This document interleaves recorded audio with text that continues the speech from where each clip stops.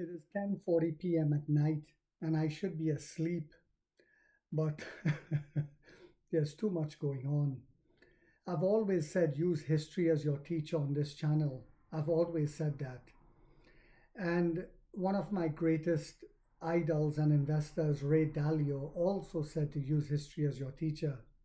Hi guys, welcome back to my channel, The Wealthy Mindset. It's yours truly, Money Making Mitch. And as usual, guys, this is not financial advice. Please do your own due diligence and research. In fact, yesterday on one of my videos, someone came and put a comment saying that if NEO comes to America, it will be too difficult to build out the infrastructure. And in China, NEO isn't even allowed to go, Tesla isn't allowed, Tesla owners aren't allowed to drive their cars by government buildings and what have you. And if NEO comes to America, I'm not saying that their cars would spy on us. Well, why did you mention that to begin with in your comment? But anyway, but you can see how the government might try to use that. Well, if they allow them to come here, they would not use that, my dear lad, because they already allowed them to come here. And I keep saying that there's this itsy litsy bitsy thing called rare earth minerals is very important. Also, China is the largest consumer and the second largest economy in the world. So we need them. They produce almost everything and they buy a lot as well. Canada just figured that out, and so too will America, because recently, this has been going on for a while. America has put a ban on Chinese ships, not ban them, but charge such high fees that their ships are not allowed to pretty much dock at our docks because of the high fees. They refrain from coming here. Nevertheless, China's shipping industry is growing at a massive rate because they go everywhere else except here. In retaliation, they said the same thing to American ships. The only difference is China owns about 40% of ports worldwide, or have control over it. Walla walla dumpling. So now the fees that the American ships will have to pay is massive compared to the Chinese fleet. China don't only make the cards, they hold the cards. Canada is considering scrapping 100% tariff on Chinese EV imports, the report says. Haven't I always said it on this channel? Minor speed bumps. The Ottawa government is reportedly considering scrapping the 100% tariff on Chinese EV imports, aligning with China on the EV issue. Ooh, ooh, ooh. Yummy for the tummy. This comes as Canadian Prime Minister Mark Carney prepares for his Asian tour, during which he will seek to establish a strategic relationship with America. Oh no, wait, not America, with China. And I've also said it that the orange puddy tat is pushing everyone into China's arms, exactly what I expected. I like this guy.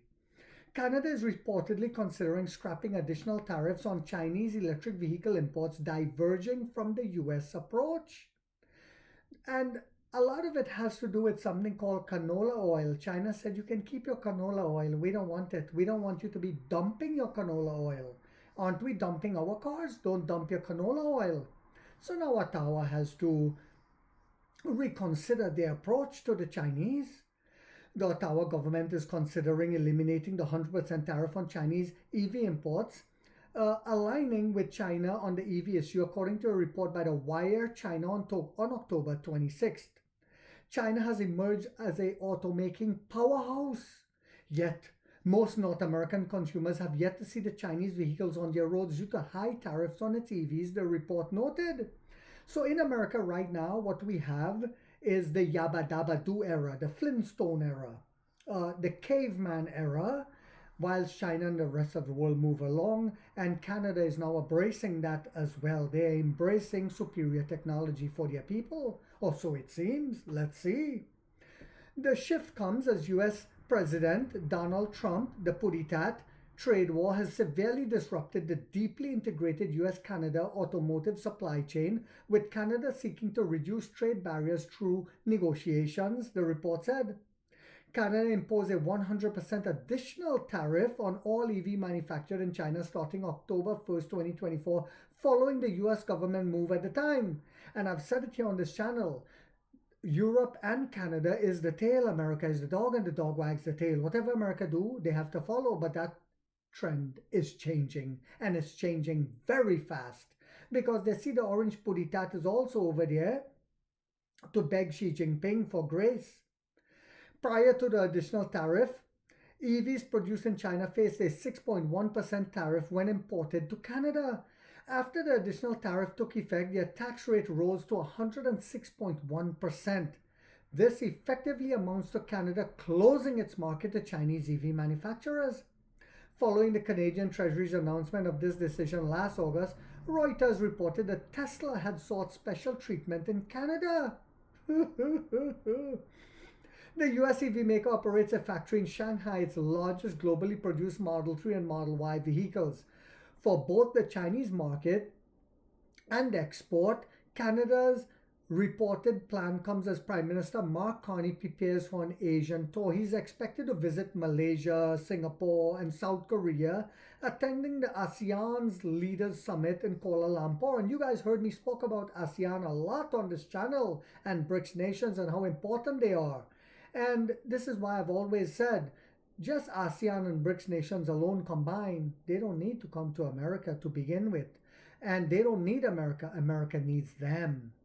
Along with the African countries, the BRICS nations, Latin American countries that are joining and taking part in free trade, we will be left behind.